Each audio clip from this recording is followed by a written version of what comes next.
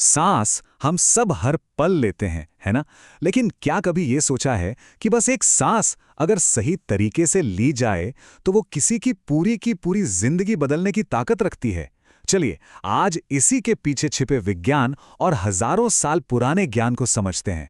तो सबसे बड़ा सवाल यही उठता है, क्या ये सच में मुमकिन है? देखिए, सिर्फ कोई आध्यात्मिक बात नहीं रह गई है। आज नासा के साइंटिस्ट से लेकर हार्वर्ड के रिसर्चर्स तक सब इस पर स्टडी कर रहे हैं। तो आखिर ऐसा क्या है इसके पीछे? क्या राज है? और जो बात इसे और भी दिलचस्प बनाती है वो ये है कि मॉडर्न साइंस आज उन्हीं सच्चाइयों पर मुहर लगा रही है जो हमारे ऋषियों ने हजारों साल पहले ही बता दी थीं। ये पुराने और नए ज्ञान के बीच एक बहुत ही मजबूत कनेक्शन है। तो चलिए इस विषय में और गहराई से उतरते हैं।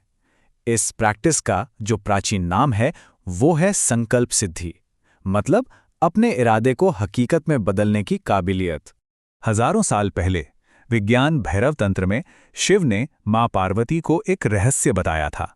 उन्होंने कहा था कि सांस ही वो पुल है जो हमारे इस शरीर को ब्रह्मांड की अनंत ऊर्जा से जोड़ता है। ये सिर्फ एक कोटेशन नहीं है, बल्कि एक गहरा आध्यात्मिक सच है। अच्छा, तो अब इसके पीछे की साइंस को थोड़ा समझते हैं। आखिर सांस लेने का एक खास तरीका हमारे दिमाग को फिजिकली बदलाव के लिए तैयार कैसे कर देता है? 2017 में स्टैनफोर्ड यूनिवर्सिटी के डॉक्टर एंड्रयू ह्यूबरमैन ने अपनी रिसर्च में बताया कि जब हम एक खास पैटर्न में सांस लेते हैं तो हमारी वेगस नर्व एक्टिवेट हो जाती है। आप इसे शरीर का एक इन्फॉर्मेशन सुपर हाईवे समझ सकते हैं, जो हमारे दिमाग और शरीर को बताता है कि शांत रहना है या तनाव में आना है। और ये देखिए कितना कमाल का है। जैसे ही वेगस नर्व एक्टिव होती है, हमारा शरीर तनाव की लड़ो या भागो वाली हालत से निकलकर शांति की आराम करो और पचाओ वाली हालत में आ जाता है। और यही वो स्टेट है जब हमारा दिमाग कोई भी नया इरादा सेट करने के लिए सबसे ज्यादा तैयार होता है। लेकिन रुकिए, बात यहीं खत्म नहीं होती। 2018 की एक स्टडी में ये पाया गया कि जब हम सांस रोकते हैं, जिसे कुंभक भी कहते हैं, तो हमारे ब्रेन में थीटा वेव्स बढ़ जाती हैं। ये ठीक वही स्टेट है जिसमें हमारा सबकॉन्शियस माइंड यानी अवचेतन मन नए आइडियाज और सुझावों को अपनाने के लिए पूरी तरह से खुल जाता है। इसका सीधा सा मतलब ये है कि सांस की इस तकनीक से हम अपने दिमाग में जो हर वक्त की ओवरथिंकिंग चलती रहती है उसे शांत कर सकते हैं। दिमाग एक खाली स्लेट की तरह हो जाता है जिस पर एक नई हकीकत, एक नई रियलिटी लिखी जा सकती है। पर यह ज्ञान सिर्फ मॉडर्न साइंस की ही खोज नहीं है। असल में ये एक ऐसा भूला हुआ सच है जिसे दुनिया की लगभग हर बड़ी सभ्यता ने अपने अपने तरीके से खोजा था। आप खुद ही देखिए, ये किसी एक जगह तक सीमित नहीं था। प्राचीन भारत में पतंजलि ने इसे प्राणायाम का नाम दिया। मिस्र के पुजारी इसे थोथ के सांस कहते थे। चीन के ताओवादी भिक्षु एम्ब्रियोनिक ब्रीथिंग की प्रैक्टिस करते थे और प्राचीन यूनान में इसे न्यूमा प्रैक्टिस के नाम से जाना जाता था। नाम चाहे कितने भी अलग हों, लेकिन सबका मकसद एक ही था, सांस रोककर चेतना को उस लेवल पर ले जाना जहां से असलियत को बदला जा सके। तो अब आते हैं सबसे जरूरी हिस्से पर, वो असल तकनीक क्या है जिसका अभ्यास आज से अभी से शुरू किया जा सकता है। सबसे पहला स्टेप है वायु मुद्रा। अपनी इंडेक्स फिंगर मतलब तर्जनी उंगली को मोड़कर अंगूठे की जड़ में लगाना है। आयुर्वेद के हिसाब से इसका मतलब बहुत गहरा है। यहां हम अपनी इच्छा शक्ति, जो कि अग्नि तत्व है, उससे अपने चंचल मन यानी वायु तत्व को कंट्रोल कर रहे हैं। और जब मन शांत होता है तभी तो कोई संकल्प शक्तिशाली बनता है। अब आते हैं असल तकनीक पर।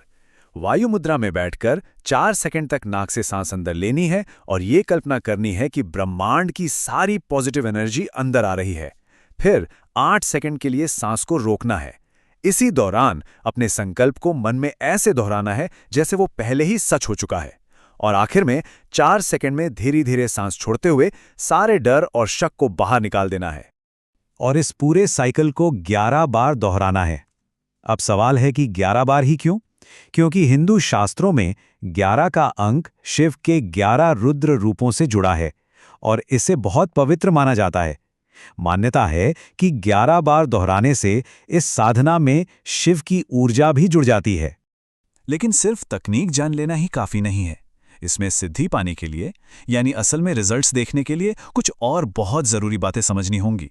तो यहां सबसे जरूरी बात यह है कि सिर्फ सोचना काफी नहीं है, जैसा कि न्यूरोसाइंटिस्ट डॉक्टर जो डिस्पेंजा कहते हैं, विचार के साथ एक दमदार भावना को जोड़ना ही पड़ेगा। मतलब ये महसूस करना है कि जब वो लक्ष्य मिल जाएगा तो कैसा महसूस होगा। और मजे की बात देखिए, यही सेम ज्ञान हजारों साल पहले भगवद गीता में भी दिया गया था कि इंसान वही बन जाता है जिसमें उसकी पूरी श्रद्धा होती है। अच्छा, इस अभ्यास को और भी पावरफुल बनाने के लिए एक एडवांस टेक्निक है। जब आप 8 सेकंड के लिए सांस रोकते हैं तो अपना पूरा ध्यान अपनी दोनों भौहों के बीच यानी आज्ञा चक्र पर लगाएं।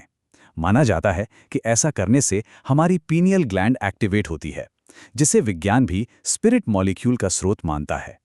तो जैसा कि अब हम समझ सकते हैं, ये इन 4 शक्तिशाली चीजों का एक कॉम्बिनेशन है। वायु मुद्रा मन को शांत करती है, कुंभक अवचेतन मन को खोलता है, आज्ञा चक्र पर ध्यान चेतना को बढ़ाता है और आखिर में भावना उस विचार को हकीकत में बदलने की असली पावर देती है। और आखिरी और शायद सबसे जरूरी बात, कंसिस्टेंसी। शिव पुराण कहता है कि सिद्धि तपस्या से मिलती है, मतलब लगातार पूरी लगन से किया गया अभ्यास। इस तकनीक को कम से कम 40 दिनों तक हर दिन करना है, क्योंकि साइंस भी ये मानती है कि हमारे दिमाग में नए न्यूरल पाथवेज बनने में करीब 40 दिन लगते हैं। तो सवाल बस यही रह जाता है कि अगर इस एक सांस से मन को एक कोरी स्लेट जैसा बनाया जा सकता है, तो उस पर कौन सी नई और बेहतर हकीकत लिखी जाएगी? ये शक्ति अब किसी के भी पास है।